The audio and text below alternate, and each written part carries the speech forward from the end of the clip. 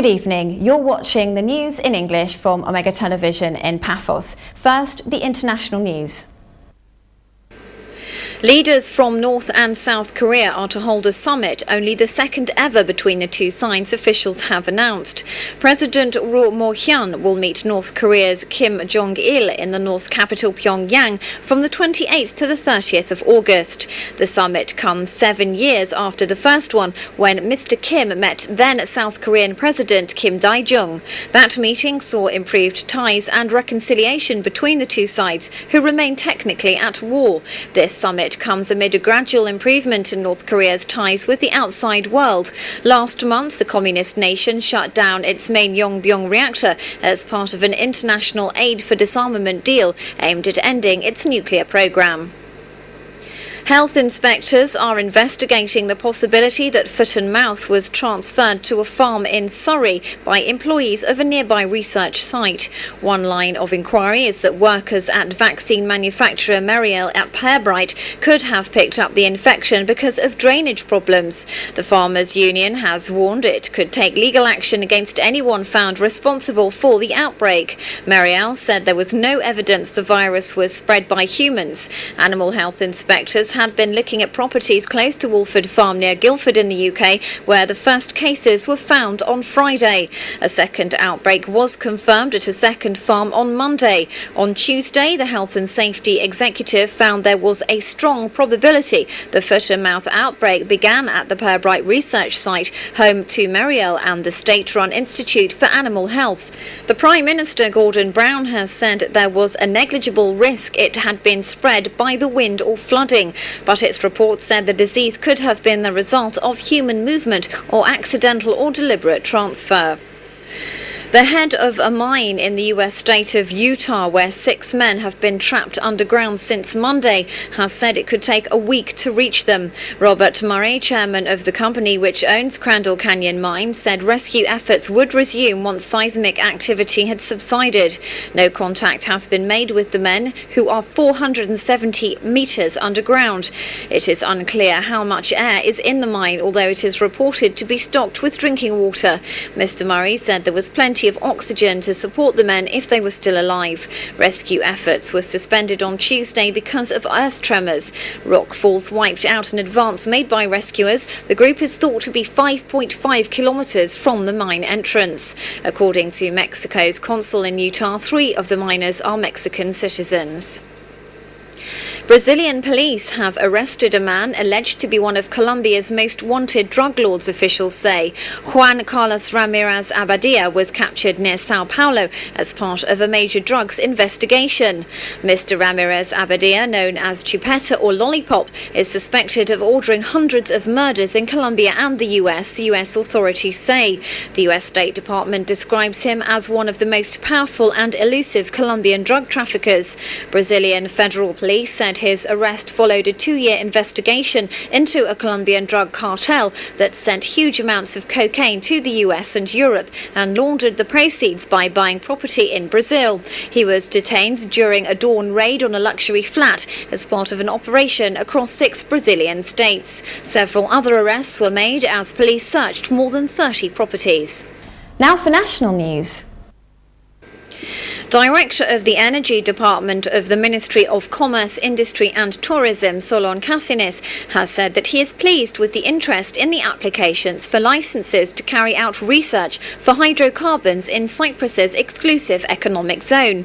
He said interested parties would have to submit their tenders on August the 16th, which would be evaluated for a decision on the 3-year licence. The evaluation will be completed by the end of the year, and a second phase dealing with the exploration of other areas will get underway. Cassinis said the successful applicant would carry out investigative drilling to determine the kind of hydrocarbons which are available, and that the Republic of Cyprus is monitoring Turkish moves in the region. The Commission for the Protection of Competition, the CPC of Cyprus, has decided that the 8% stake held by Marfin Popular Bank in the share capital of the Bank of Cyprus is in violation of competition laws and warrants a full investigation. The CPC board decided unanimously to launch a full investigation following its initial fact-finding effort, which started on May the 16th, during which time officials from Marfin Popular Bank were given the opportunity to defend their case. In view of the full investigation now in progress, Marfin Popular Bank has denied any opportunity to engage in any dealings on the Bank of Cyprus stake, and MPP also needs to ask for permission of the CPC if it wants to transfer or change the level of holding in the Bank of Cyprus. In recent weeks, MPB had been selling some of its holding in the Bank of Cyprus through Athens and Cyprus stock exchanges, with estimates now placing its stake in BOC at 7%. The number of registered unemployed in Cyprus increased by 1,464 in July, bringing the total of unemployed to 12,191 persons. Data from the district labour offices show that in June 2007, the registered unemployed were 10,727, compared to 12,191 in July 2007. The increase in unemployment in July was mainly recorded in the sectors of education, trade and public administration. But compared to July 2006, there has been a decrease in the number of registered unemployed by 926 people, a fact which is mainly attributed to the decrease of unemployment in the sectors of manufacturing, transport and construction. Police are still searching for two brothers who attacked 5 police officers with swords on Friday night after they came to search their Limassol home for drugs and weapons. The men's father, mother and underage brother were all arrested after the assault, which left 4 members of the drug squad and crime prevention unit in hospital, 2 of them with serious injuries. Elias and George Akhtar, aged 23 and 28, are believed to still be in Limassol and are said to be constantly moving between friends' homes in the town. Until Monday, police said they had known they were staying at a friend's apartment in the Yemasoya area. And over to local news now. On the 6th of August 1964, the Cyprus National Guard entered into combat against the Turkish Cypriot enclave of Kokina in the northwest of Cyprus. This move was approved by Cyprus and Greece, as it was believed that Turkish Cypriot militia were using Kokina as a beachhead to land supplies and weapons shipped from Turkey. A combined land and sea attack was launched against Kokina. On the 8th of August, the Turkish Air Force used its fighter aircraft to make numerous passes of the Greek Cypriot forces, dropping napalm bombs. Today, 43 years later, Turkish Cypriots attended a commemorative service in Kokina, which is now a garrison used only by 100 soldiers of the Turkish army. 33 buses from the occupied north travelled through Pyrgos to Kokina, and a Turkish naval ship arrived in the area from Kyrenia. Many lives were lost on both sides, and the Greek Cypriots will hold a ceremony to mark the occasion on Sunday. The government's recent ACAMAS plan caused the residents of the Leona community to go up in arms in protest. The main point that they are angry about is the protection and no-build zones, which effectively prevent a number of landowners from developing their land. Head of the community of Inia, the village most affected by the plan, Mr. Savas Haralambos, said that they felt the government had not been listening to the concerns of the locals, and he said that they have engaged the services of a well-known lawyer, Alekos Markidis. He also said that the landowners of Inia are determined to stop the government plans for the area and hope that their new representation will be able to change the current situation.